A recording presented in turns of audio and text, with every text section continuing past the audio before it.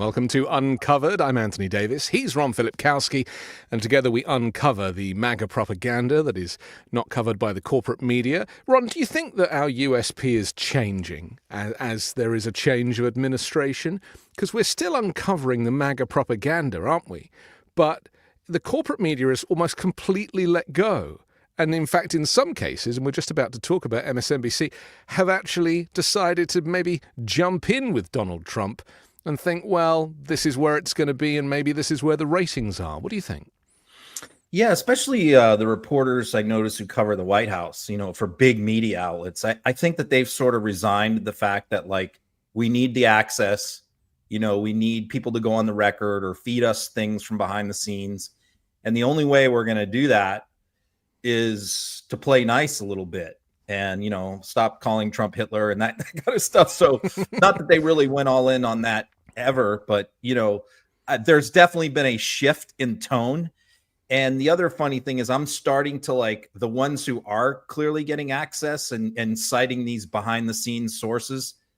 I'm almost getting a feel for who each source is now, just based on the syntax and stuff, because as usual in Trump world, the leaks are coming pretty fast. Yeah.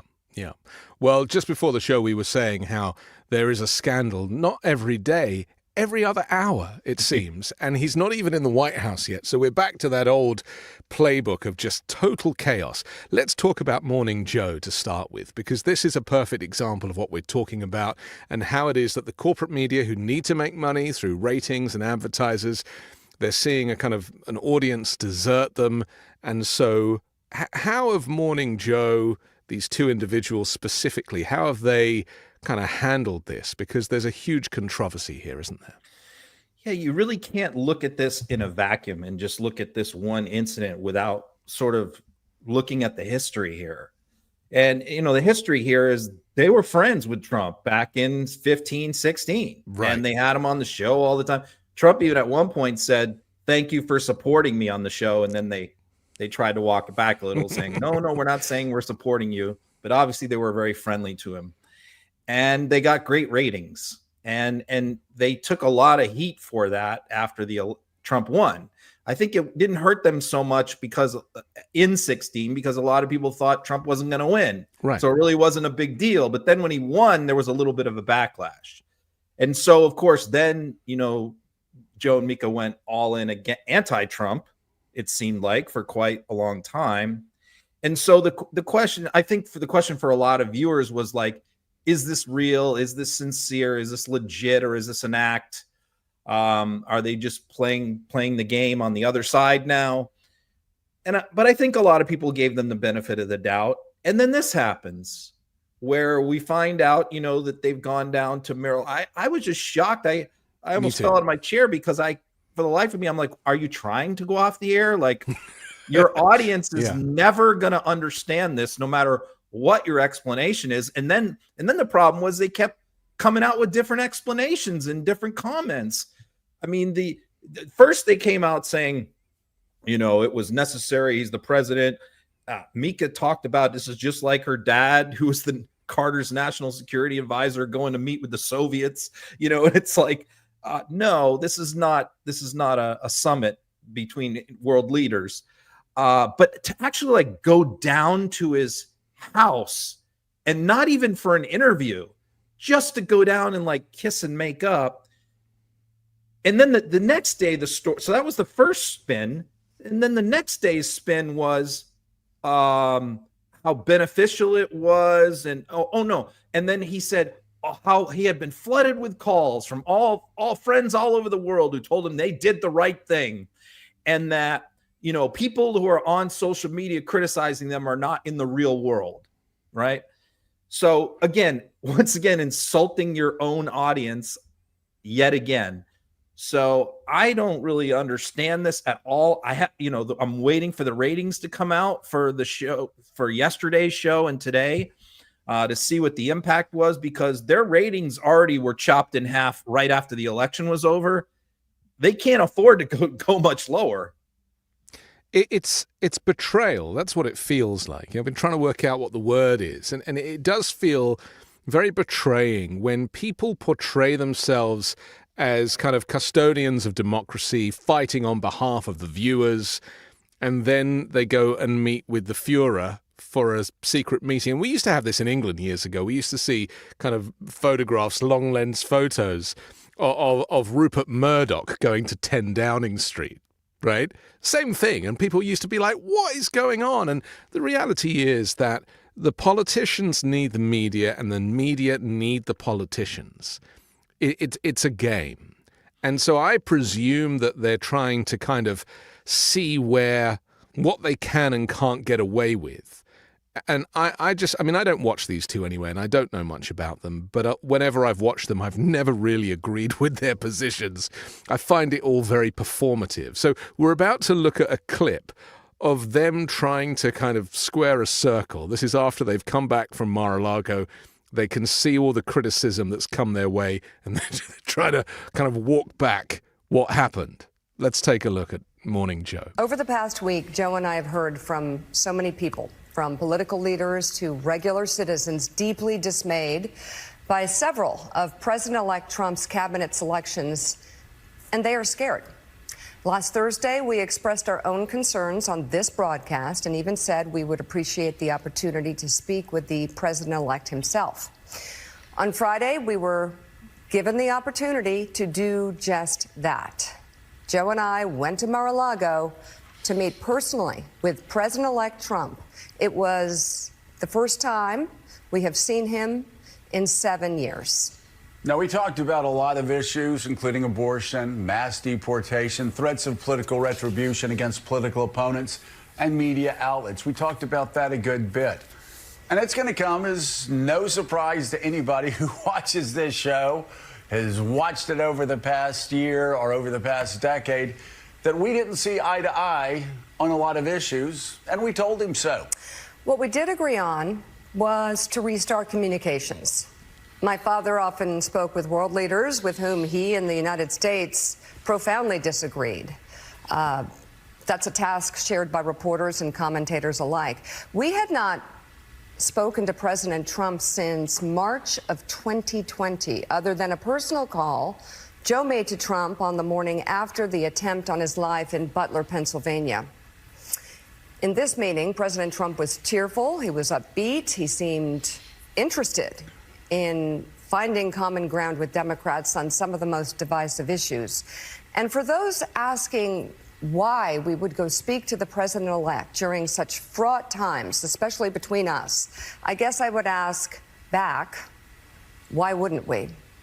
5 years of political warfare has deeply divided Washington and the country. We have been as clear as we know how in expressing our deep concerns about President Trump's actions and words in the coarsening of public debate. But for nearly 80 million Americans, election denialism, public trials, and January 6th were not as important as the issues that moved them to send Donald Trump back to the White House with their vote. Joe and I realize it's time to do something different. And that starts with not only talking about Donald Trump, but also talking with him. Just listening to her, it feels like a management decision to me. It feels like the management have said, look, we're hemorrhaging viewers. You need to reach the Trump supporters as much as you reach the Democrat voters.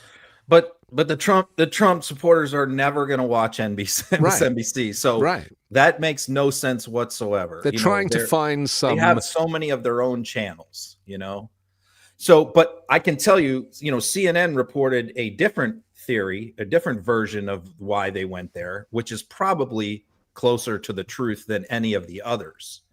And what they reported, sources close to them, said that the reality is they were afraid, personally afraid of what Trump would do to them when he regains the presidency. And the fact that he has threatened them in the past and threatened journalists in general and threatened networks, including MSNBC, to pull their broadcast license, which they don't have a license, but it's a long story. But anyway, to have the FCC mess with them, that's why they went. And then George Conway, who's been on that show a million times, so he obviously knows them well, said that he spoke to two sources very close to Joe and Mika, who told them in vivid detail the reasons why they were personally afraid of Trump and his supporters. So really, what this looks like is all this stuff about responsibility, press freedom, access might all be a complete smokescreen. Yeah. This just might be, they're afraid of Donald Trump. You know, the network could benefit by replacing those two with you and I, and just have us sit on the sofa together every morning. We'd be fired in like day 2. Which one of us is going to be Mika? That's what I want to know. Yeah. We'll have to draw lots. Okay, so we're going to keep an eye. You know, as an independent news organization, we and as independent journalists, it's important that we keep an eye on the direction that this goes, because the narrative on the corporate media is going to change, and we're going to start seeing that, if we haven't already, over the coming weeks. So I think that's going to be a very interesting story to follow, just to see how the media adjusts to a Trump presidency. Because here's the other issue. It's like, you've spent 4 years telling your audience that he's America's Hitler. Yeah. That when he takes office, he is going to ignore the Constitution, throw it out, do a bunch of illegal authoritarian stuff, crack down. You've been warning what's going to happen if he wins. Now what you're saying is like, okay, he won, let's forget all that and move on. It's like, no. Maybe they didn't believe all that stuff that they were saying to their audience over the last 4 years, but I believe it, and I'm not taking it back. Well, I think it's only going to get worse. I think it's definitely going to get worse, and I think that's going to make them look even more ridiculous than they do now. Yeah. Right? Yep. And that's the thing. It's like, you know, we've discussed this before, and you know, you're a former teacher of history, and you understand, and I keep saying that if we had the media that we have now in the 1920s, and we were able to warn people of these dictators and despots of history and say, you know, this stuff is coming, this is, you know, we've got a time machine, and this is how it's going to play out, and the Holocaust and everything that goes with that, people would be like, okay, let's do something about it. I feel this apathy just drives me crazy. This like, oh, well, you know, like pandering, she claims, to the 80 million people that voted for Trump. Half of those people voted for Trump because of a disinformation campaign. Half of those people are now thinking, oh, what, you mean that I'm not going to be able to get my health care anymore? Or I'm not going to be able to access public services anymore? Oh, well, they never told me that. I wouldn't have voted for him. We're going to get all that stuff in the coming weeks, months, and years as well. So don't suddenly side with the people that voted for him when we know that there's been a massive disinformation campaign waged by Musk and Russia and Iran and China and everybody else. Yeah, I mean, look, if he comes up with some kind of proposal that I think is good, that I agree with, I'll say I agree with it. I don't have a problem. That just doesn't usually happen very often. Well, it ain't going to happen, Ron. I mean, if he came out for like banning stock trades in Congress or term limits or something, I'd be like, okay. Yeah. I wouldn't trust him that he's really going to follow through with it. There's always an ulterior motive, isn't but it? Like, it's not like I think I'm just going to automatically say everything that comes from him, from his administration is a bad thing. You know, I thought warp speed was mostly good. I mean, I thought he went way too far in trying to pressure the FDA to get it out before it was ready, the vaccine. But I thought, you know, and I thought his motives behind warp speed were entirely personal, because he was trying to get it out before the election to help. Yeah, it was an election year. Yeah. But so again, even probably the best thing he did in his whole administration had shady ulterior motives behind it, but at least it was scaled up and mostly ready to rock and roll when Biden took office to get it out to the American people. But so, I mean, that's an example. If he does something like that good, I'll at least say, okay, well, you did that good. But the odd thing about that is he won't even talk about that because his supporters hate the vaccine. So I mean, I disagree with that example. I should just make the point that I disagree with that example because I thought Warp Speed was a disaster. And I think that the death of, they reckon, up to 600,000 people was unnecessary because of the way that Trump handled COVID. So but I agree. If he was to say something that was of use, then great. Yeah, I don't want to debate the vaccine now. No, of course. Those are two different things. How he handled COVID and getting the vaccine out. Yeah, I think are not necessarily the same things. But look, he didn't create the vaccine. He didn't invent the vaccine. He's not responsible for it. Yeah, what he was responsible for was getting the machinery and the logistics ready for when it is ready to be able to get it out fairly quickly. Yeah, I think that's the one thing his administration did reasonably well.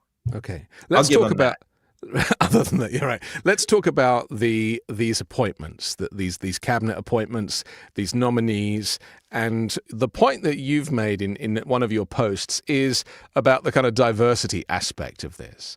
And if we look at this chart, there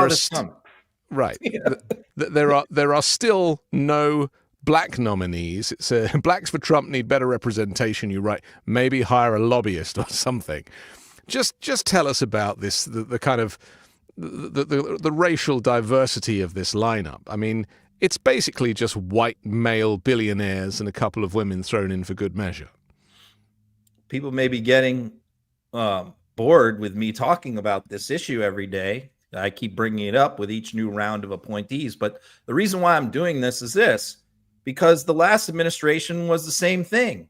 It was all white people and like Ben Carson, I mean, and I showed you can go back and look you take the top, because Ben Carson was kind of lower down on the food chain of the appointments, but you take like the top cabinet appointees, the most important ones, chief of staff, attorney general, VP, secretary of defense, the top ones, they were all white. 100% white. And then he had a few minorities down on the lower down the food chain, a post like transportation secretary and that kind of stuff, like labor. And here we go again. Once again, it's all the senior appointees, all the most prestigious jobs are going to white guys and a few white women. And there's no black people. There's no Asians. Is there a Hispanic? Well, there's Vivek Ramaswamy. Well, but he's not part of the cabinet. That's right. He has this he's new only post. Appointed. You can't count him. People want to bring him up because he's Indian, but look, that's part of an advisory committee. It's not even part of the government. So let's just look at his cabinet nominees. It's all white. And here we go again. And so, the point is, during the campaign, he spent all this time trying to win over black voters, specifically black men. And with all his different pitches as to why they should vote for him because of how much he loves the black community. And yet here we are again, no black people in his last cabinet except for Ben Carson, the token. And Ben Carson's probably going to be the one black guy again this time around. He's like their token, black guy that Trump appoints. And says, okay, here's my diversity, Ben Carson. But we have to remember who Trump is, right? He is systemically racist. Yeah. He is a white supremacist. He believes in the Great Replacement theory. He talks about the genes. Good genes. Right. Yep. And so this whole thing is who he is. And his parents were the same, right? And so he's been indoctrinated into thinking that white people are superior. And so he doesn't mix with people of color. He doesn't trust people of color. And as we know, I mean, going right back to his father refusing to rent apartments to people of color. This is just who this guy is. And I think that, the people that voted for him knew this. And maybe part of the reason why they voted for him is because they wanted an all-white lineup. You look at all of his corporate CFOs and executives, all white. Yeah. You look at all of his lawyers, all white. If it's something that's close to him, where he needs to put maximum trust in that person, like an accountant or a lawyer or an attorney general or a chief of staff, There's no black people anywhere near those. The closest he'll get is like an Italian American, or right? Jewish, or something, or Jewish. But the funny postscript to this, I just read in this right-wing publication, because a lot of people are saying, like, what about Byron Donalds? Because Byron Donalds was like his black surrogate during the campaign, who was out there on TV at all the rallies, like, black people should vote for Trump. Here I am standing with Trump. Well, he hasn't been appointed anything, but I read in a right-wing publication that his wife, Erica, could be appointed by Trump, and she's white. So, I mean, it would just be so hilarious for Byron Donalds to campaign for Trump for a year, and then he doesn't get an appointment, but his white wife does. The tragedy of this, I think about my children who are young and are learning about American politics as they grow up here, and there are no role models in the diversity, the kind of, at least in Biden's cabinet, we had a huge amount of diversity, more than in any other cabinet. But we also had trans people, in senior military positions. We have people who are truly represented. Biden's cabinet pretty much looks like America. Trump's cabinet, I know haven't had their kind of Senate approvals yet, and I likely think that they probably all will be approved, despite all the controversies that are going on at the moment. We'll come to that in just a minute. But I think that it is a very sad state of affairs that my kids and any young people growing up looking up to what American leadership looks like is just a sea of elite white people yet again. Yeah. I was thinking, okay, there's Rubio. So that would be their one Latino appointee, right? But Marco's from Cuba. I mean, his family's from Cuba. Marco's whiter than I am. Right. I was going to say he's just white enough for Trump. Cubans are a different. I mean, I lived in Florida for 30 years. I had so many Cuban friends. They're a different breed of Latino from right. And a lot of them voted for Trump. Places. Yeah, and most of them they came here. They were Republicans right off the boat when they got here. So yeah, it's they're just a different. So it's pretty funny that like his one Hispanic appointee happens to be a Cuban, which is pretty funny. But yeah, we'll see. I'm sure Ben Carson's coming though. He's going to get something. Okay, well, fingers crossed. I mean, it'll be a DEI hire. That's what people will be saying. Let's talk about Matt Gaetz for a moment, because this is obviously the controversy that is ricocheting around Washington right now as to whether or not Matt Gaetz should even be considered. And the issue now is that will Trump walk back his choice? If we know Trump as we do, the answer to that is no. He never wants to admit that he might have made a mistake in light of these sexual abuse allegations. Yeah, and he's already said that he's throwing down the gauntlet on Gaetz. I think they're already making plans to back off Hegseth, the Secretary of Defense, and they're already coming up with an alternative choice, I think, right now, because the word out of Trump world is they're very annoyed. They feel like he lied to them about his background during the vetting process, and stuff has come out that they didn't know about. And so I think that they feel like he let them down a little bit. But the Gaetz thing, I mean, that's a different situation. They knew all about Gaetz. And so Trump's going to stick by him because, as I said, I think in last week's show, everyone in Trump world says the same thing. The attorney general position is their most important appointment of all of them. Yeah. Because he's the one who's going to get their retribution on their political enemies. It's going to take a certain kind of person that is going to be willing to break laws, ignore the Constitution, shatter norms, shatter procedures and policies that have been in place for decades or for centuries. And Gaetz is the perfect guy to do that because he's willing to do anything. And so I think that Trump is going to go to the mat, but the problem is he's going to the mat for his least popular appointee with Republican senators. There are going to be Republican senators that are going to vote for Gaetz who hate that they have to vote for Gaetz. They won't say it out loud, but they hate Matt Gaetz with a passion. But they will vote for him not because they're afraid of Gaetz, but because they're afraid to cross Trump.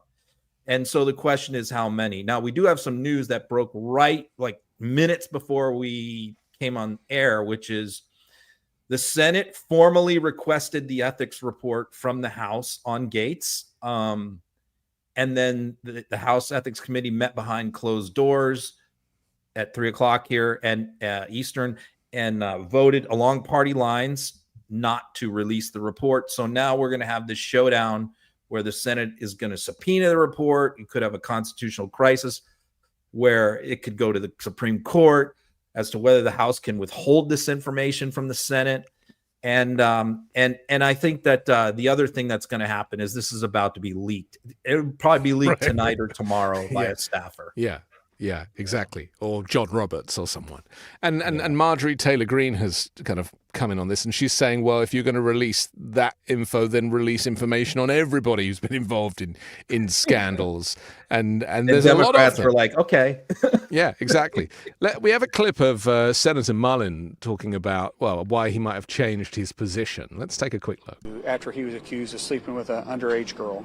And there's a reason why no one in the conference came and defended him, because we had all seen the videos he was showing on the House floor that all of us had walked away of the girls that he had slept with. He'd brag about how he would crush ED medicine and chase it with an energy drink so he could go all night. This is obviously before he got married. It was obviously before he got married. Yeah, well, that's the before clip. I don't know if you have the other one aware, because that's what he said last year. Yeah. Now he's changed his tune. Right. I don't know if we have the other one, we might not, but now what he's saying is, back then he was calling Gaetz every name in the book. Now he's completely changed his tune. He's now what he's saying is, look, this is who Trump wants, and I'm not going to oppose who Trump wants. This is his guy. I may not personally like Gaetz, but my job is to vote for Trump. Now he was threatened by Trump. Trump did one of his veiled threats where he did a True Social post specifically directed at Mullen because he knew that Mullen did not like Gaetz. And so what he said is he reminded Mullen, he said, just a reminder, I won all 77 counties in Oklahoma twice, all of them. And you have to run for re-election in a couple of years. And, you might just get a MAGA Trump-endorsed challenger if you vote against Gaetz. Next thing you know, Mullen says, oh, I'm going to have to vote for Gaetz. Profiles and courage. I mean, look, I'm of the opinion that we haven't really seen any dissenting voices in amongst Republican senators since Donald Trump, kind of nailed their heads to the block. He obviously drives a really hard bargain. There is blackmail, emotional blackmail, leverage, and everything that goes with that. And so, there's all this talk of, these appointments, they won't be ratified in the Senate. I just think they will. I just think that this is what we're going to have to expect now, is that this is going to be a crazy clown show administration with some of the weirdest, most absurd, ignorant appointments. And I've been asking myself, is Trump knowingly putting imbeciles into these roles? I mean, the Dr. Oz announcement yesterday, running Medicare and Medicaid. I mean, it's nuts. The guy's a TV doctor, right? Who's a conspiracy theorist. It's nuts. No government experience. Yeah. Right. So you have to ask the question, is he doing it going back to the Steve Bannon plan of deconstructing the administrative state, where you basically put lunatics running the asylum? Yeah. And that is what effectively crashes the federal government and leaves and turns America into some kind of apocalyptic, I don't know, I in my head I'm thinking of Blade Runner or something, this kind of awful cityscape, because all of these terrible people who don't know how to do these jobs that they've been given and are just in it for themselves are just screwing up all of these government departments. Yeah, he wants people in there that are going to dismantle the government as we know it, and either completely annihilate it or replace it with something in his image. I mean, just take a look at the last two appointments. Linda McMahon, who has no qualifications. She was for Secretary of Education. So, I mean, I really thought this was going to go to a black guy, because it would make perfect sense for Trump to appoint a black guy to the agency that he wants to dismantle, but he wants to abolish. Like, you're appointed, I'm going to abolish your job in a few months. That would be classic Trump. But instead, he appointed Linda McMahon, who is the founder of the WWE, the World Wrestling League Federation, and who has no experience in education whatsoever. She served on a state education board back in like 2009 and was forced to resign because she lied and said that she had a bachelor's degree in education, which she did not. So she was forced to resign from that. And now she's going to be in charge of the Department of Education. Her sole, qualification is that her and her husband have donated many millions of dollars to Donald Trump. That's basically her qualification for that. Then you take the guy, Matt Whitaker, who he just appointed as U.S. ambassador to NATO. Again, NATO, he wants to pull us out of NATO. We all know this. So he's putting somebody in there who has no military background, no government experience, no experience with NATO. I saw somebody point out he may not even have a passport. We don't even know if he's even traveled outside the country. This guy is just a lawyer. He's been a practicing attorney his entire career. No foreign policy experience whatsoever. He just made him the ambassador to NATO.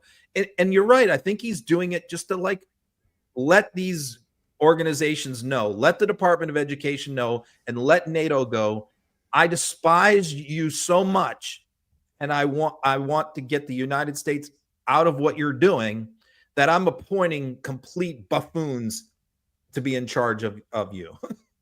The other school of thought, which it's not an either or, but running alongside this, is that Trump does not have access to quality candidates because nobody wants to work for him.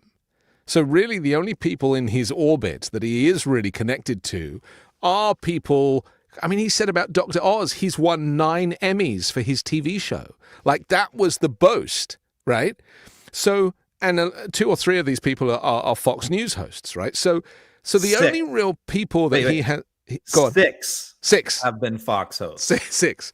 That's right. There's a few that don't do it anymore. But this is the issue, isn't it? That Donald Trump only has access to the very worst candidates, by nature of the fact that he himself is a kind of fringe candidate, that the mainstream does not want to work with him.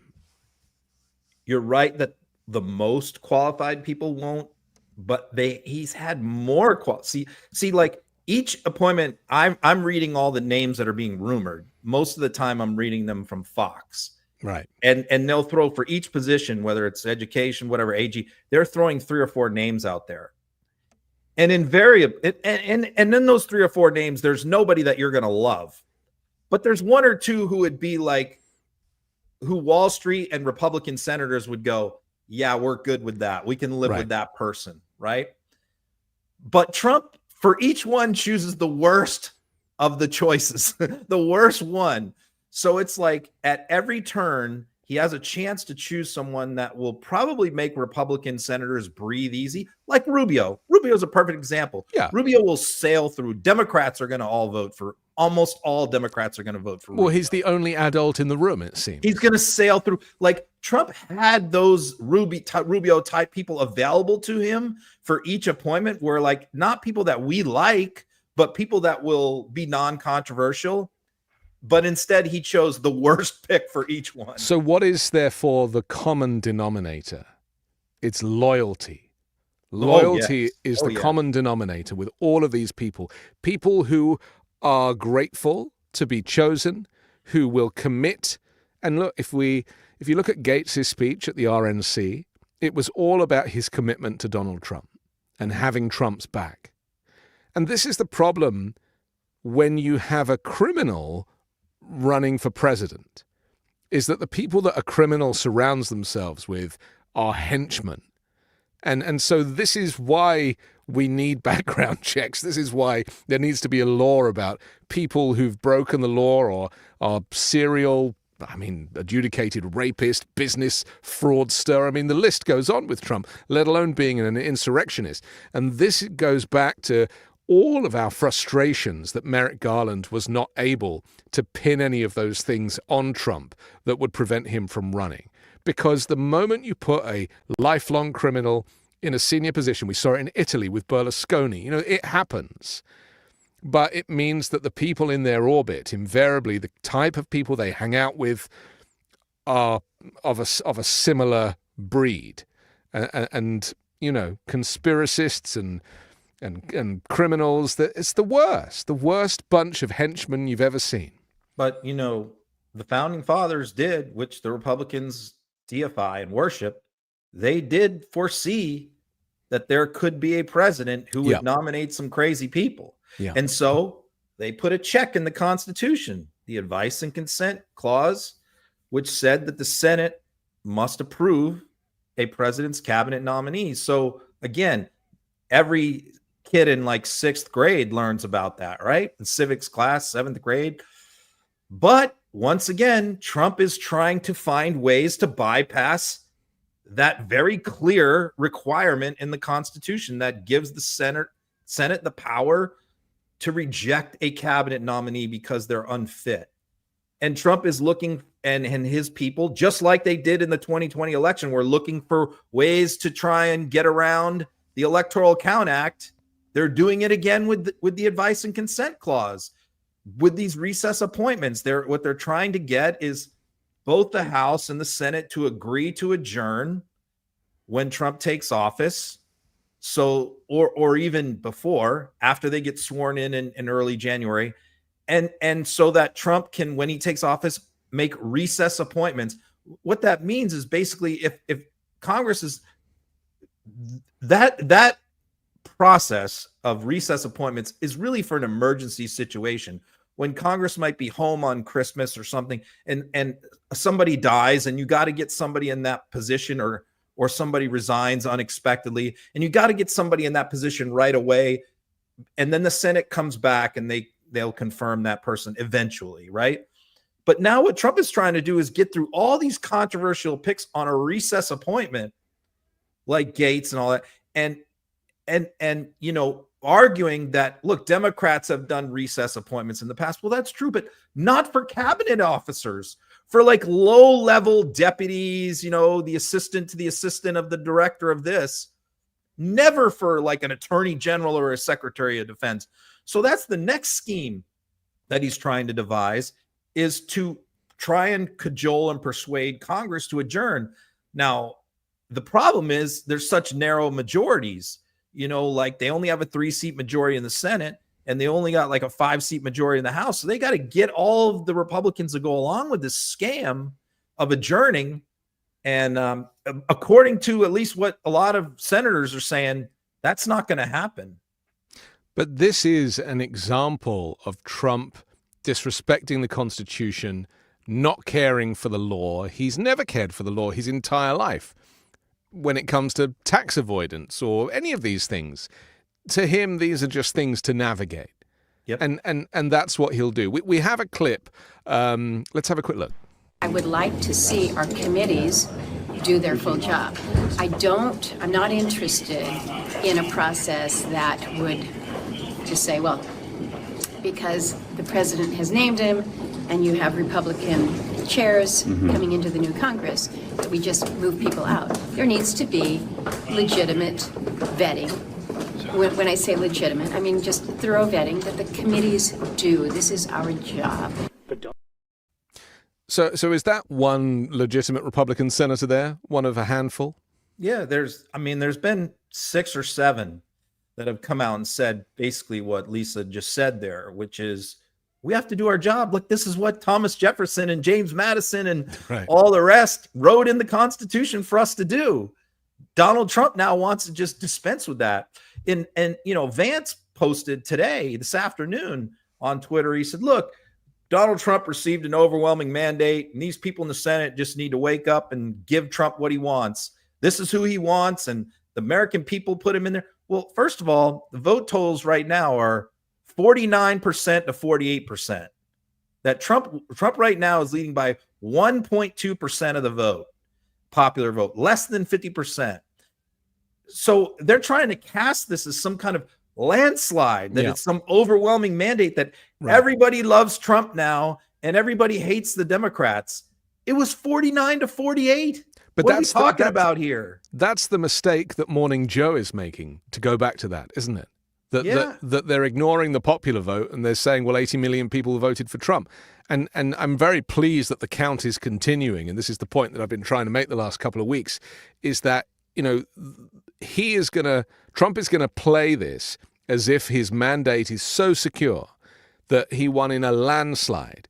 And the popular vote does not say that. And so we also could be a little kinder on Kamala Harris in hindsight as well. I am. And look, I am. Not only that, popular vote, yes, but also let's take a look at the Electoral College, right? Yeah. If you flipped just 230,000 votes in 3 states, Harris is the president. That's it. 230,000 in a country of 335 million. So this is a razor thin win. Okay, let's say razor thin. And then you look at it, it's not just the presidency. The Senate was 53-47. The House is like 224 to 217 or something like that. I mean, state legislatures were close. Governor races were close. This is a divided country, 50-50. There is no mandate for anyone to throw out the Constitution and just start ruling like an autocrat. But we knew that Trump was going to do this. We predicted it ahead of time, and here he is doing it. We also warned as well, Ron, didn't we? I mean, this is what's really important, is that the warnings, it seems, were not heeded. Stephen Miller went on Hannity to talk about this. Let's have a quick look. If there are some cabinet appointments that become troublesome, will the president use the recess appointment process? Yes. The president has won a mandate, and he will use all lawful constitutional means to fulfill that mandate on behalf of the people who voted for him in record numbers. All right. I mean, that's the language of authoritarianism, isn't it? Yeah, it is. I mean, lawful constitutional, what the Constitution says, the Senate gets to vote on cabinet nominees. That's what the Constitution says. What he's talking about is playing games, just like they did with the Electoral Count Act, trying to find some way around the Constitution. That's not lawful. You know, you're just trying to figure out a way to rig it so that you can get around the law and you can get around the Constitution. These are all authoritarians. I mean, there's the spokes, and that's the policy director for the Trump White House right there. So if he says it, take it to the bank. But it's also anti-American.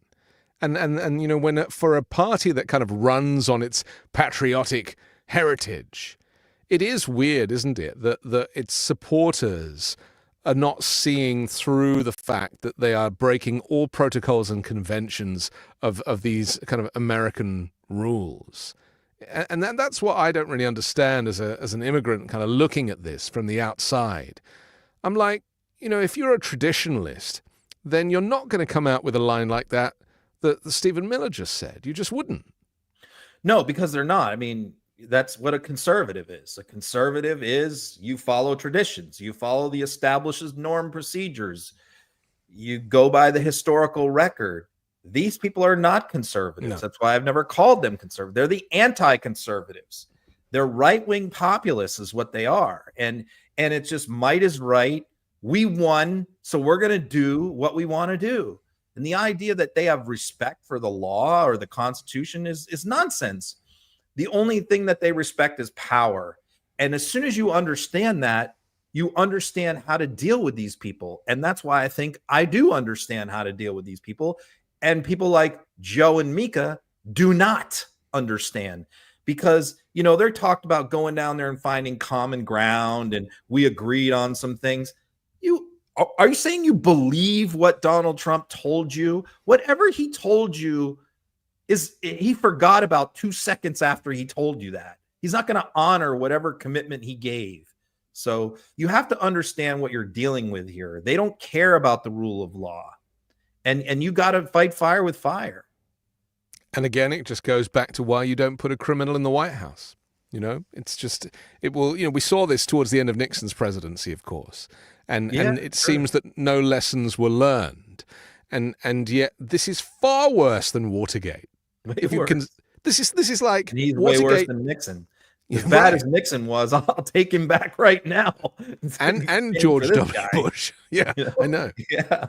It's amazing, isn't it? How so, and I was thinking about even the Clinton controversy, the Monica Lewinsky controversy, and the perjury and all that kind of stuff. It's so minuscule, and yet there were impeachment hearings, and you know that whole thing. It was like politics seemed to be much more conventional, conservative, and serious back then.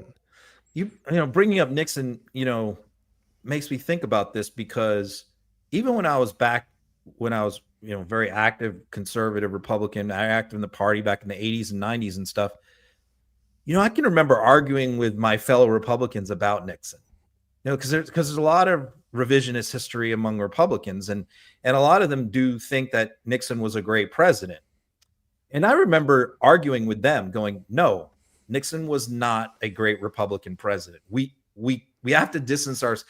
And I think maybe, like, I guess the seeds right there of the fact that I put country and the Constitution above party was true even back then. And then when Donald Trump comes along, it caused me to leave the party.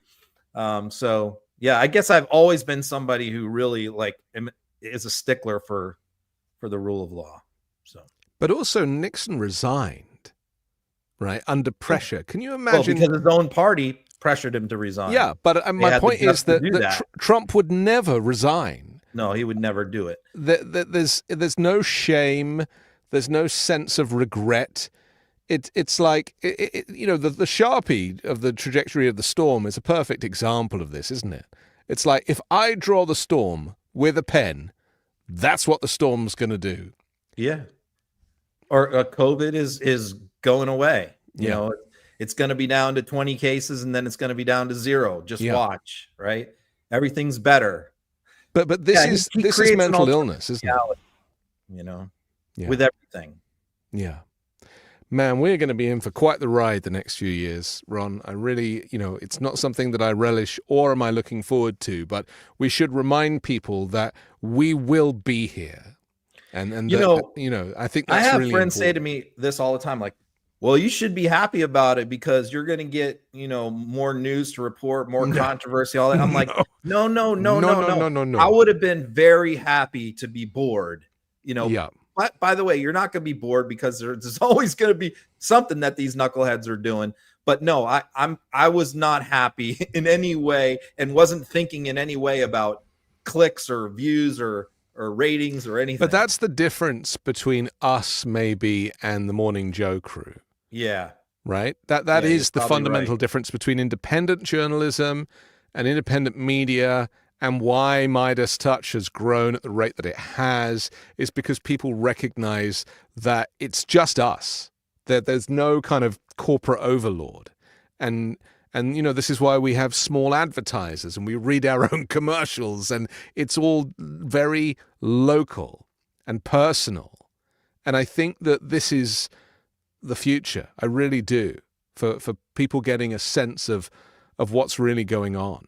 Because I don't even consider myself partisan, and yet people would accuse me of being a kind of lefty liberal snowflake.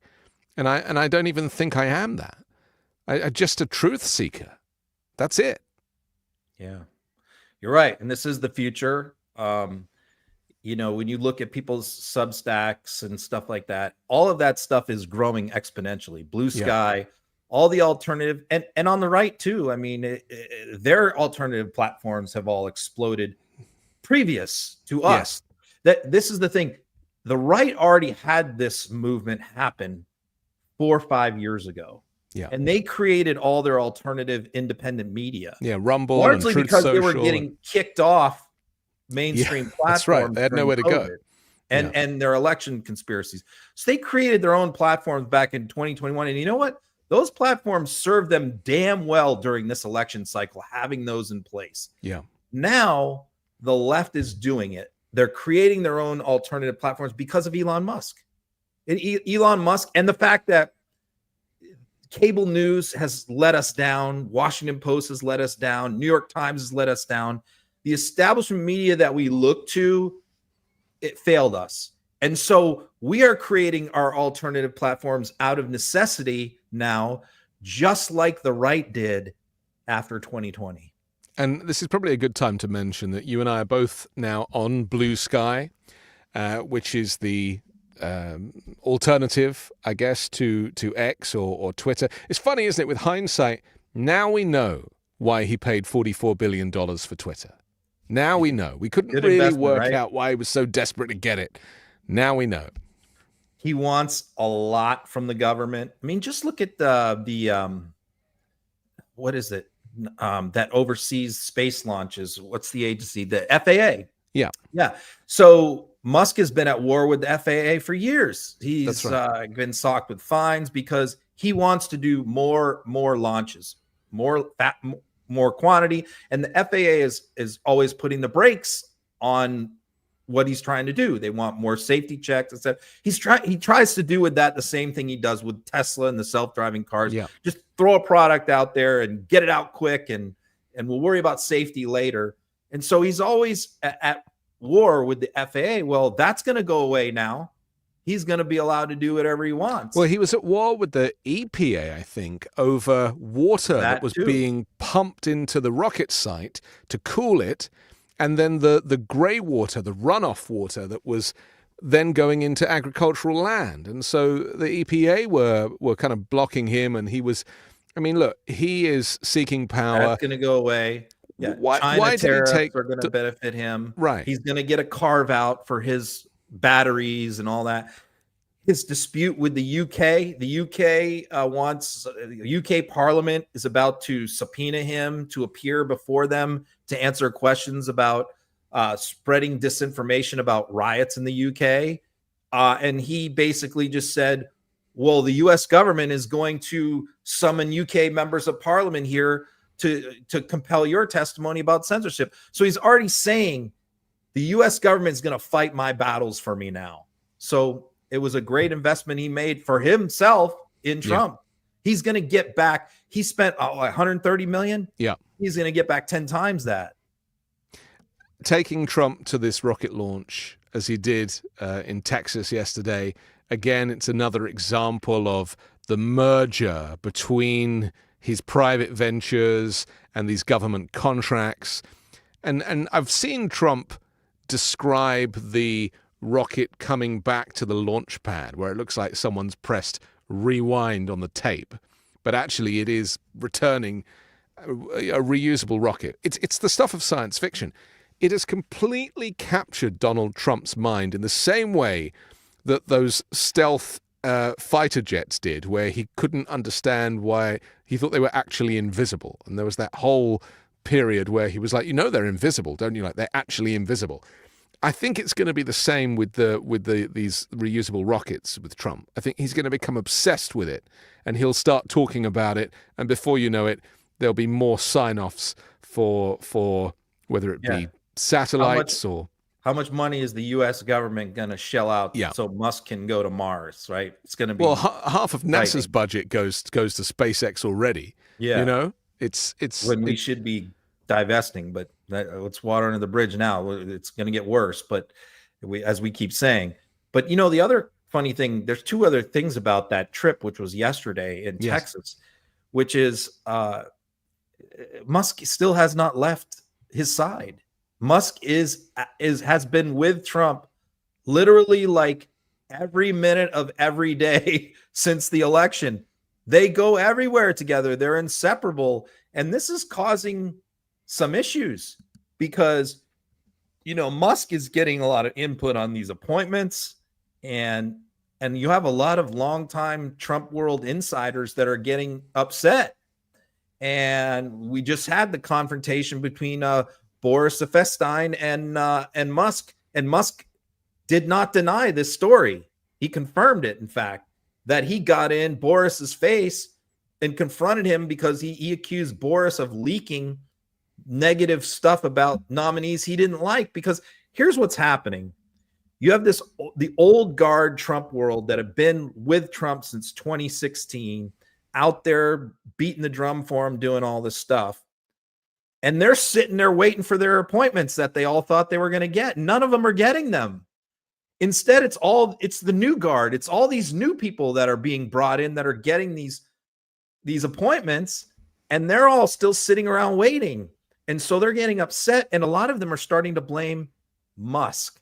Right. So you have that angle going on right now where the two of them are, you wondered also whether he's going to overstay his welcome, because, Trump gets to that point where he's had enough of somebody and he kicks them to the curb, and that could be happening.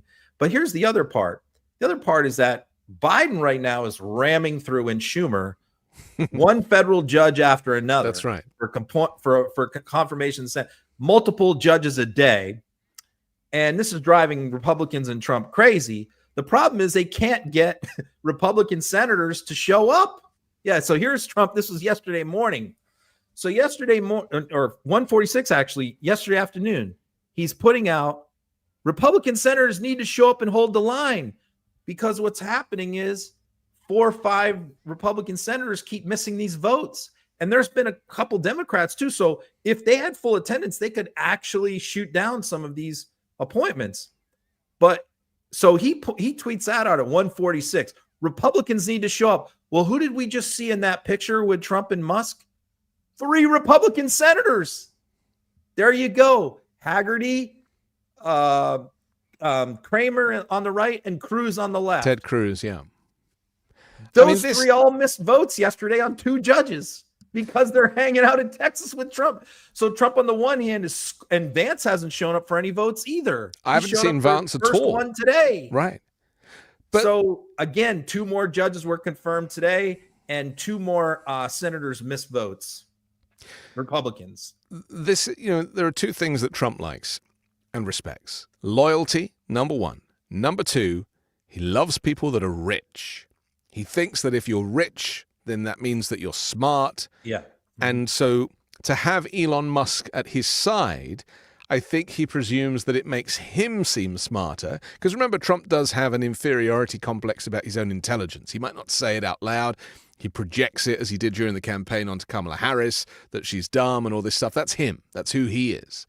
So by surrounding himself with the richest man in the world, I think in this moment, because you're right, that he will get bored with him, but in this moment, right now, he's kind of, this bromance is growing to the point that there is this rather brilliant meme that is doing the rounds where Elon Musk is now the potential first lady, and so there's this great kind of mash-up picture of because the real first lady is missing in action, it's actually Elon Musk that is going to be permanently at the side of Donald Trump and accompanying him to the opera.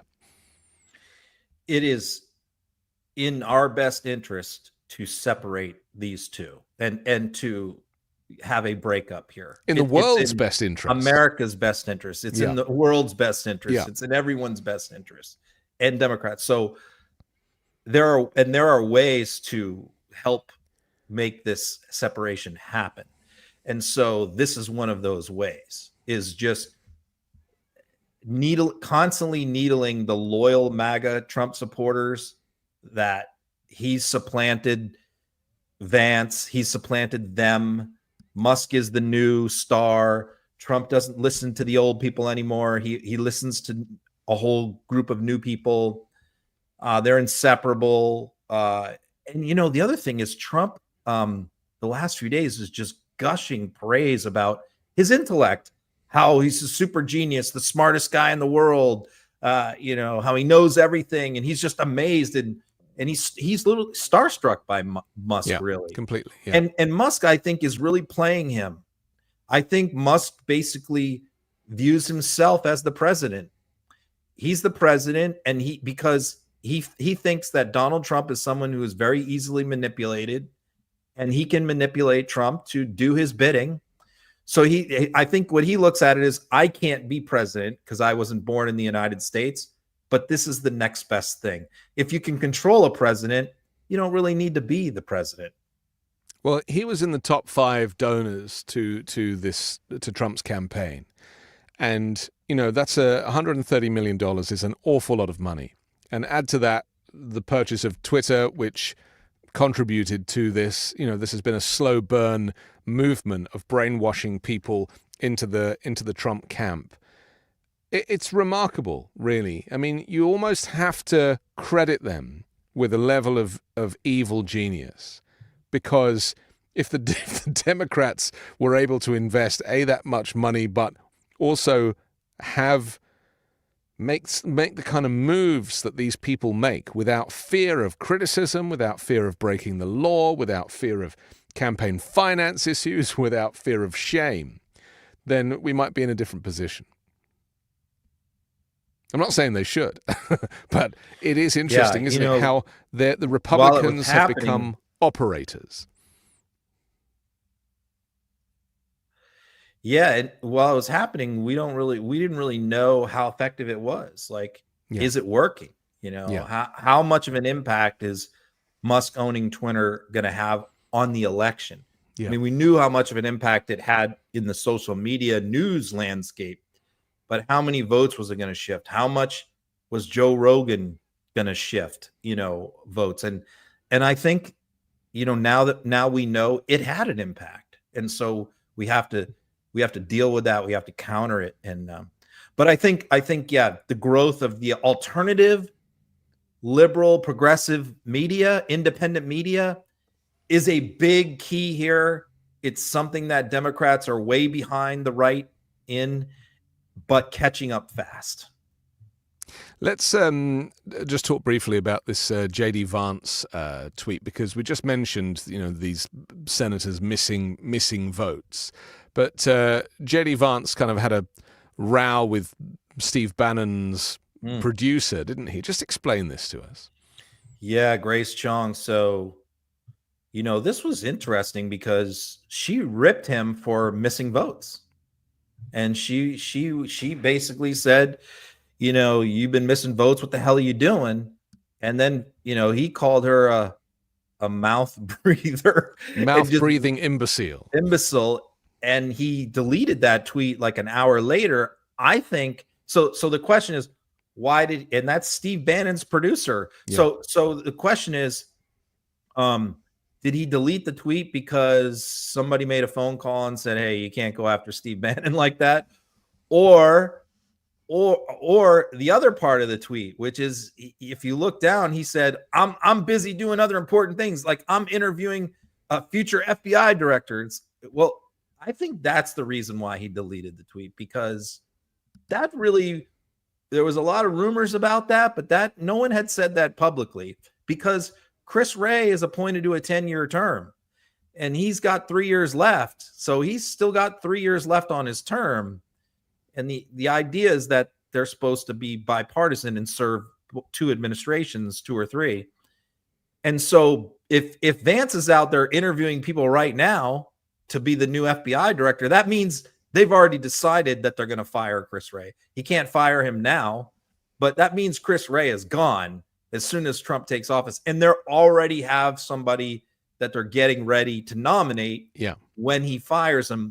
So I think, though, they weren't supposed to let that cat out of the bag, that they were going to fire the FBI director. And I think Vance inadvertently did that. And that's probably why he deleted the tweet. But of course, it's too late, Deleting. Are there any rumors very much? Are there any rumors as to who might replace Chris Wray?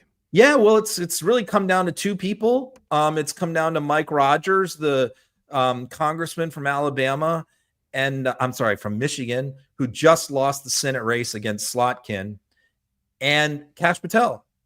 That's and obviously right, Kash Patel. Yes, you have all of MAGA is wanting Patel, and they're all saying.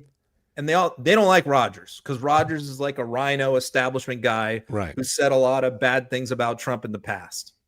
So I know, like, if he chooses Rogers over Patel, they'll go absolutely nuts. They'll be very upset. But I think he's going to pick Patel there. And I think that's why he didn't want to talk about FBI director. It's why Patel's been very quiet. Yes. But Vance let the cat out of the bag there. Kash Patel would be a very dangerous choice, undoubtedly. And Absolutely. I think, again, this is the deconstruction of the administrative state, putting He'll all be the put wrong in people to destroy the FBI. to destroy the FBI. That's what he's being put in there to do if they choose Patel. Whereas Rogers will not. Rogers is going to basically be like, like Bill Barr 2.0, and as an FBI director. But and so that's why I kind of like don't think that Trump's going to take, because you're looking for somebody who's going to work with Matt Gaetz in theory as Attorney General. Kash Patel is the guy that's going to burn the house down with Matt Gaetz. Mike Rogers is not the guy for that. I tell you, my Blade Runner analogy is not far off, This kind of dystopian future where the lights aren't on, the street lights don't work anymore, and everyone's just kind of walking around with head torches on. I mean, I don't want to scare anybody, but if you think about these institutions that have kind of maintained America's safety, both domestically and internationally, since the Second World War, smashing them up for fun is really a terrifying image. Well, I mean, I'm just popping my head. Elise Stefanik said that she's basically appointed as U.S. ambassador to the UN, right? Nikki Haley's old job. And she's already saying this week, I mean, her goal is just to go in there and start yelling at people. Right. Yeah. And to cause chaos at the UN. I mean, she's already gearing up to do that. So every one of these picks is basically going into their jobs, with the exception of Rubio, saying, whatever the mission of this agency has been for the last 50 years, we're going to undo all that. This is the deconstruction period of history, isn't it? Yeah, of certainly of the U.S. government, foreign policy. It's why it's sort of a mystery to me why he chose Rubio, because he's like that outlier. He doesn't, it's like one of these things doesn't belong with the other. Like he doesn't really fit in with the other nominees because he's very establishment and he's very like status quo. So either like there's some deal that was made a long time ago, or Trump just wants the State Department to have some stability while he burns everything else down. I have no idea. There's a story there, and I don't know what it is. Why? Because Rubio is so unlike all the other appointees. Because you mentioned the loyalty. All the other appointees were 100% loyal to Trump, like through thick and thin. Rubio trashed Trump back in the day. But so did Vance. So he let that go with Vance, and he obviously just let it go with Marco too. Yeah. Maybe Trump's ego is such that he just likes being talked about. It doesn't really matter if it's negative. Like, at least they're talking about me. Well, as long as you go and say, I was wrong, you were right. Yeah. And look, we don't know all the details of the private conversation between Joe and Mika and Trump, but I have a feeling that there was some of that being said. Let's talk about immigration for a moment. We have a clip of Jake Tapper being a journalist for a change and holding Mike Johnson to account over this potential shift on immigration policy as to whether they're going to deport 15 million and use the military, or whether they're actually going to identify which ones have broken the law. Let's take a quick look. The promise wasn't just to get rid of criminals, it was to get rid of all of the undocumented immigrants. And one of the reasons why their presence in cities is controversial, and why Democrats lost ground in the election in places like New York, is because of the degree to which these migrants were sapping resources. I can't think of a better term for it, but like they were caring for them was costing a lot of money, and money that cities didn't have. So the promise is really to get rid of all of them. I'm not saying my position on it one way or the other, but it's more than just the criminals we're talking. Well, look, I'm not sure what the specific promise is. I know the president said that he wanted to engage in the largest mass deportation effort probably in history, because that is what is called for. I mean, you admitted yourself that it may be as many as 20 million undocumented persons, illegal aliens in the country. He's a snake, that guy. He really is. He's a snake. Yeah. Total snake. And how he can call himself a Christian, I have no idea. He just banned trans people in bathrooms in the state capitol a few minutes ago as well. I mean, what's the deal here? Do you think that they're going to backtrack on immigration, or is it going to be, because they're now saying that the military will be involved in some way, which again breaks the conventions of the Constitution and the Bill of Rights and all that stuff?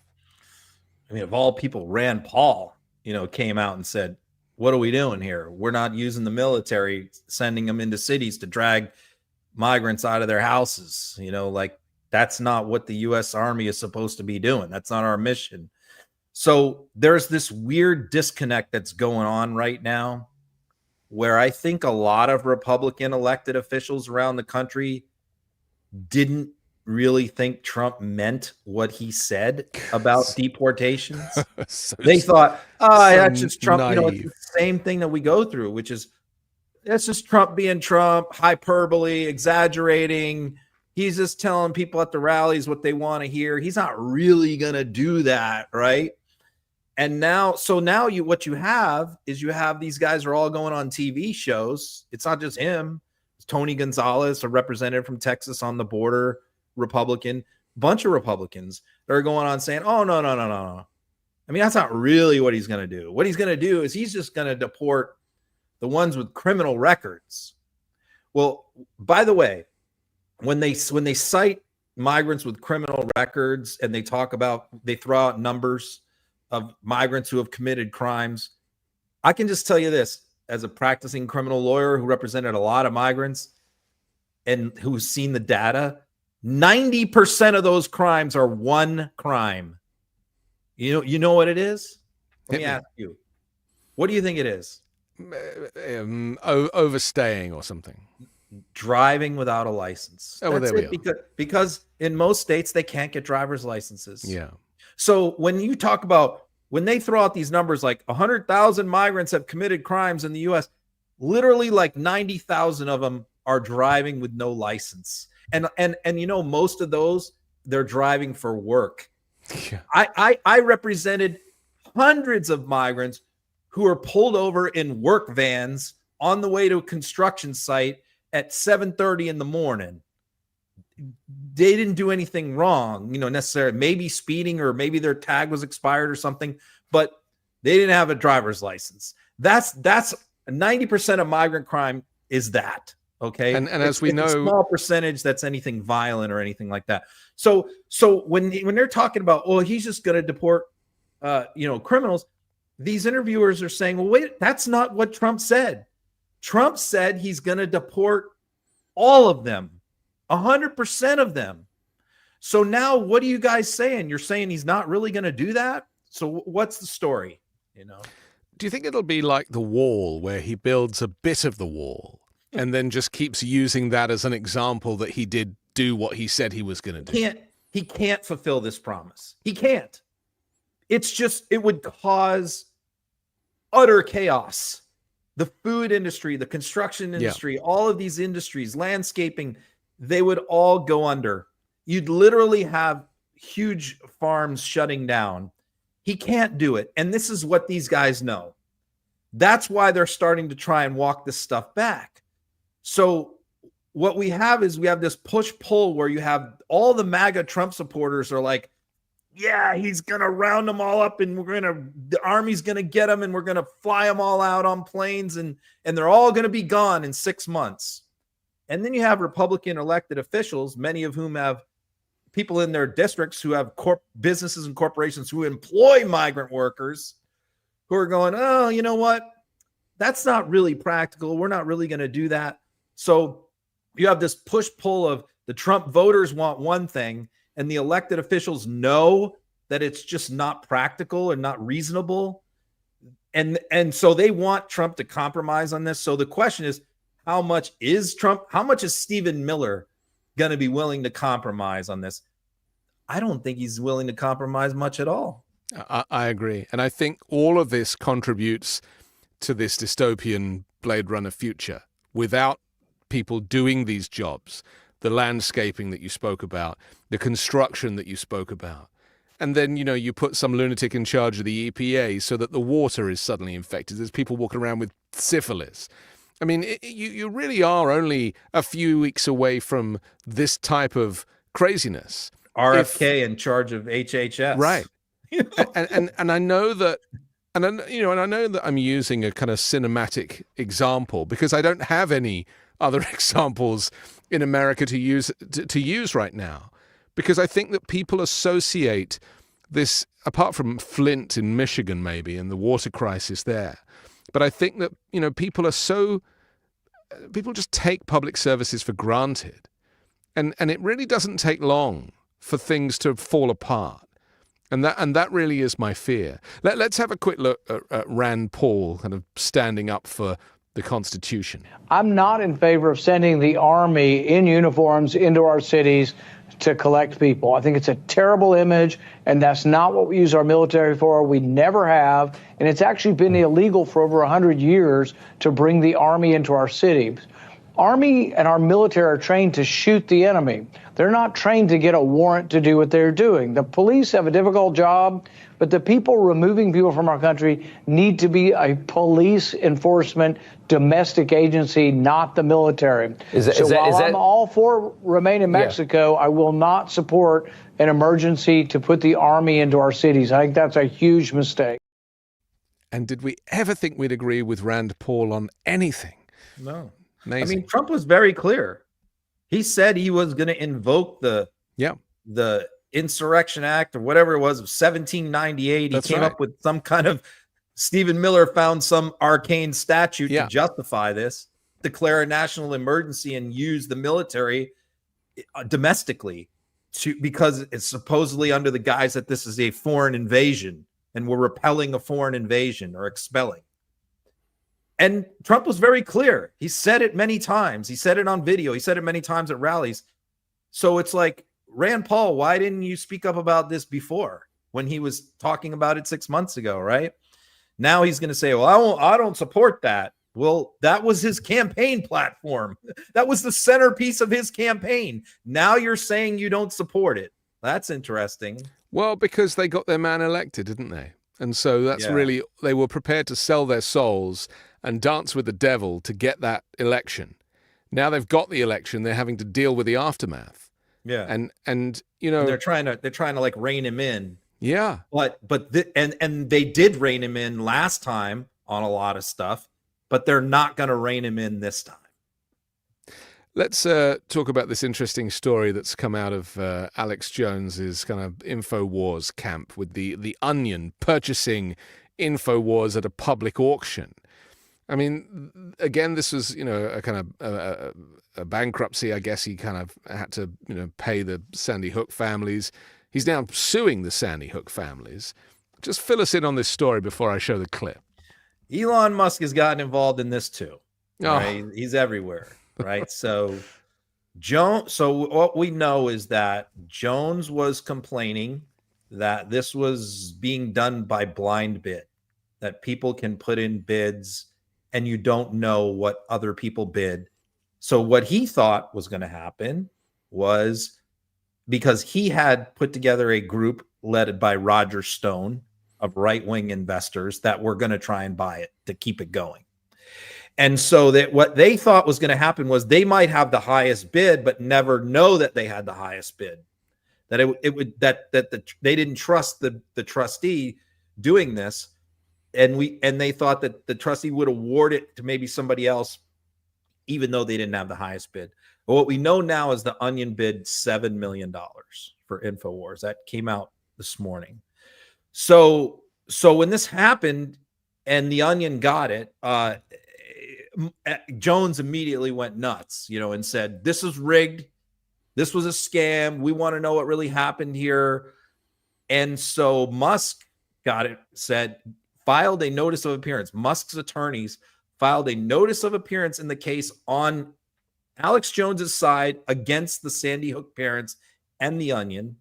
He did that was the first thing that happened. That happened 2 days ago. And then yesterday, Alex Jones actually filed a lawsuit against the Sandy Hook parents and the Onion, trying to undo the sale, saying that it wasn't done properly.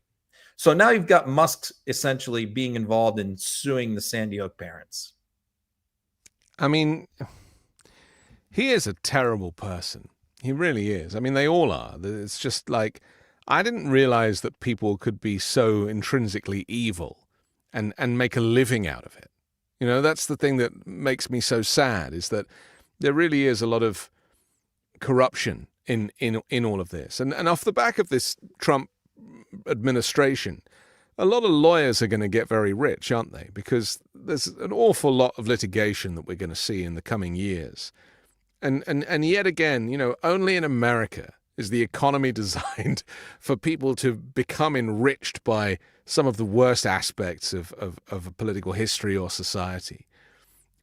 I just, you know, I just didn't see that stuff where I come from. I'm not from a litigious country. And yet here, it's just a completely different story. You only get justice if you can afford really good lawyers. And Musk can afford... See, Alex Jones couldn't afford really good lawyers. No. I mean, the lawyers he had were pretty bad.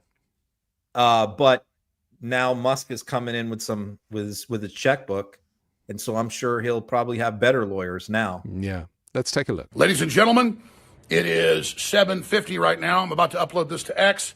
I just got word 15 minutes ago that my lawyers and folks met with the U.S. trustee over our bankruptcy this morning, and they said they're shutting us down even without a court order. This morning, the Connecticut Democrats with the Onion newspaper bought us. They asked, did they outbid? They said, well, it was competitive. So they changed all the bidding rules, made it secret 2 days ago. I had a bad feeling. I told you that. And just like they tried to shut us down back in late May without a court order, they're supposed to have a court order. There's going to be injunctions filed. I'm about to go live out of Harrison's American Journal studio. I don't know what's going to happen, but I'm going to be. Yes. Just hearing that guy's voice, it's not good. With Alex, you have to sift through the bullshit. I mean, I've watched so much Alex Jones. Yeah. You know, like 90% of what he does is an act and it's shtick, but like there's like 10% of like reality in there where he's actually like telling the truth about what's really happening. So you have to kind of like, The Onion is a good example because you have to peel off the layers of bullshit right. when you. But I understand. I've been listening to Alex Jones for 20 years, so I understand. You know how to get to the truth, that little nugget of truth in between all the bullshit. You know, the interesting thing about Alex Jones's story, or the most interesting thing I found, was when he was in court trying to get custody of the kids with the divorce, and he admitted in the court papers that the whole thing that he does is an act. That's not really his position. And I was like, wow, imagine being a Sandy Hook parent who's lost a child and then hearing that in the process of trying to get access to his own children, he admits that all of this garbage is just an act so that he can make a living. He never believed that Sandy Hook was a false flag or a hook. Yeah. He never believed that. That was all just for show. It's for so clicks, terrible. for dollars. Yeah. Yeah. Yep. That's not something he ever believed. And you're right. I think about 95% of what he says he doesn't believe. But I mean, there's some stuff that he does believe. He's just rinsing. He's people. just a bad guy. Yeah. He's not stupid. See, people think he's a moron. He's not. He's actually not a moron. He's got that same sort of intelligence that Trump has, where it's not like IQ intelligence. It's the intelligence of a cunning predator. Well, it's evil genius, isn't it? Yeah, more of an evil genius. Yeah. Where you know how to exploit people. They're very good at that. I mean, making a living doing an honest job is just so much easier on your heart, you know? Like, I'm amazed that these people are still alive. Okay, our penultimate story is this one that comes out of Oklahoma with the school chief Ryan Walters there. Now, we've spoken about him several times on this program because, you know, he is what would you call him? He's a Christian nationalist, isn't he? Definitely. Yeah, definitely a Christian nationalist for sure. Yeah. So, you know, we speculated before because you remember when he said they were going to buy Bibles. We went through all that. You know, to put in the classroom. In the classroom. Yeah. And then I said, you know what? Is this guy going to be brazen enough to actually buy Trump Bibles? You know, because his announcement that he wanted Bibles in classrooms coincided with the Trump Bible hitting the market. This is more of the same evil genius, isn't it? And this guy wanted to be education secretary. Yeah. His dream was to go in there and dismantle the Department of Education and get all this national press. Because right now he's just camped out in Oklahoma trying to get national press, doing a pretty good job at it by doing all this crazy stuff. But still, he's in Oklahoma, right? But imagine this, the glory that this guy would have had if he could have been the education secretary, dismantling and driving all the bureaucrats in Washington crazy at the Department of Ed. It's his dream job. And he was working the angles to try and get this appointment. And he ends up losing out to the wrestling lady. But so what one of his ploys was, we just found out he got the money allocated to buy these Bibles. And sure, he could have bought $10 Bibles for the school if he wanted to. But no, he went out and bought Trump Bibles, which, they retail for $60. He got a deal, though. He bought them for $45. Wow. So he spent all this taxpayer money on these made in China Trump Bibles. And you know what he gave to justify it was he said, well, these were the only Bibles that had the Declaration of Independence and the Constitution in there. Yeah. So I had to buy these Trump Bibles because they were the only ones who had what I was looking for. Well, you don't have separate copies of those things in your classrooms. But also these Bibles have omissions in them too. Yeah. They omit amendments. Yeah. Civil rights. And it's insanity. Yeah. I mean, you're not even supposed to, it's unconstitutional when you have Bibles in school. So not only does he introduce Bibles in school, which is unconstitutional, he actually buys Trump Bibles with taxpayer money. I mean, this guy is just completely outrageous, over the top outrageous. I hope he gets impeached. I mean, but the people look, Oklahoma is so far right. I was going to say state that it's almost impossible. That's right. He's preaching to the choir. Let's take a look. The books you bought from what you raised in your Twitter handle, I just saw a link to that, was the Trump endorsed Bible. That's $60 a pop. There are many Bibles available that are less than half of that. Why are you using the Trump endorsed Bible? What do you say to critics who argue this is clear-cut political pandering right here? What I would tell critics is we're going to teach American history in Oklahoma. So that includes the Bible, the Declaration of Independence, the Constitution, and Bill of Rights. They are all included in this Bible that we've purchased. The Bible will be back in every Oklahoma classroom. President Trump is bringing... Why the Trump Bible, though? Why not a cheaper Bible where you could save a lot of money in taxpayer dollars? I just told you. All of those documents are in this Bible that we purchased for our kids so that they could understand the full context of the founding documents. So we have the Bible, the Constitution, Declaration of Independence, Bill of Rights. These are all so important in our students understanding what makes America the greatest country in the history of the world. And again, look, the media doesn't have to like it, but the Bible is full of American history.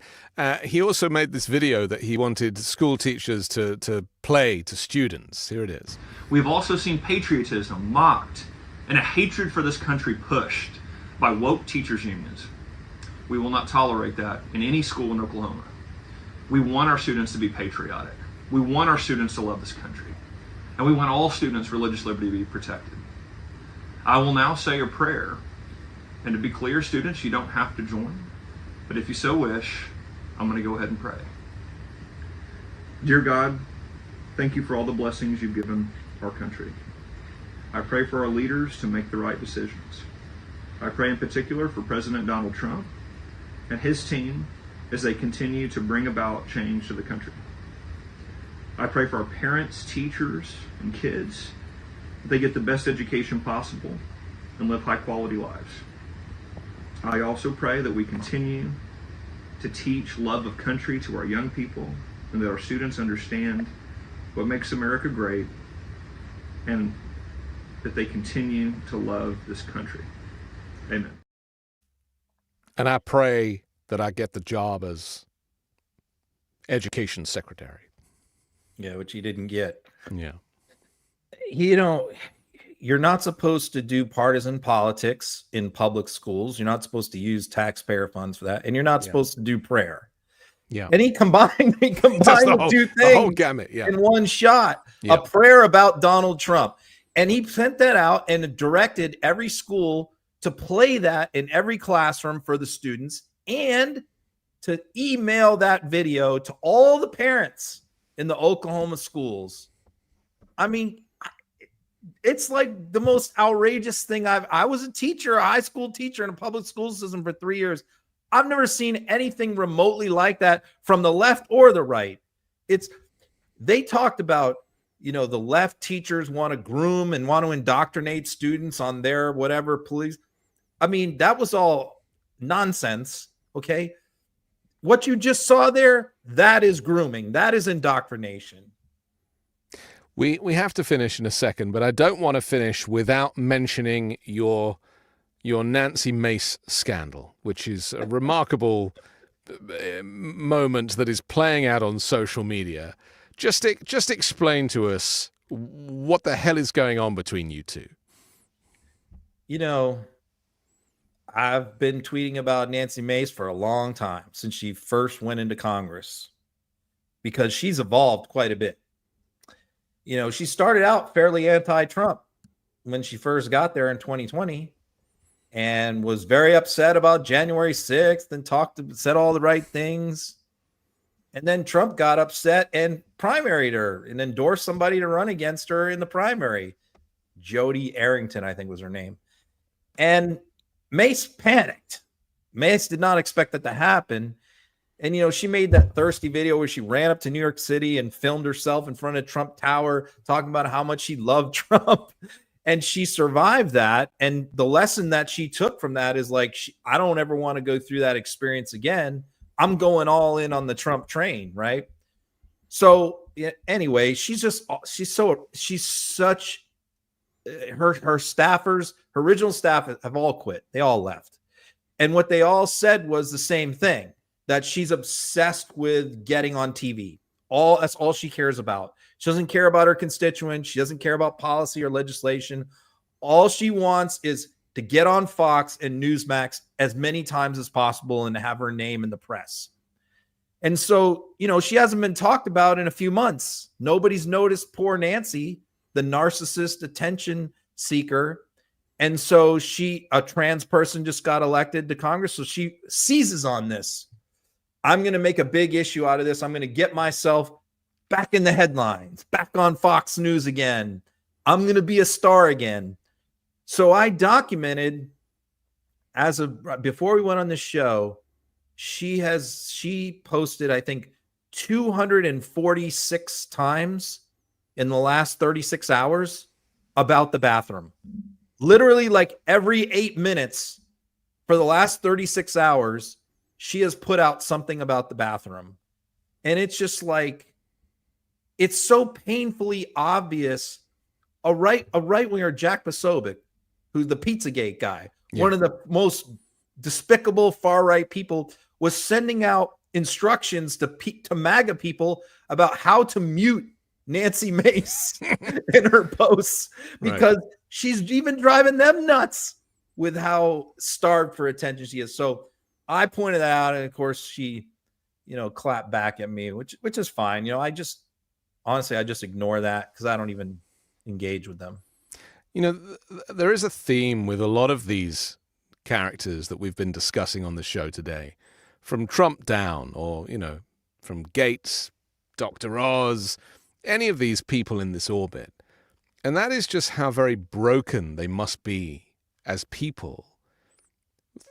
I don't know, from childhood or whatever, that causes them to need to be seen, to have this kind of public persona, to, as we say, air your dirty laundry in public. Luna, Green, Boebert, Gates, every one of them. Broken. They're all the same. It's so, I mean, I don't really feel sorry for them, but I do recognize that there is a kind of intrinsic sadness in a lot of this. None of this is fun. This is not what humanity is all about. And unfortunately, this is the clown show that we're working with for the next 4 years. Okay, listen, we have to finish, but I'm going to go watch Blade Runner and remind myself of what we can look forward to. Ron, thanks for everything. We'll come back next Wednesday and do the same. And if you want to download the audio podcast, you can do that later tonight from wherever you get yours. Have a good week. Ron, take care. See you next week.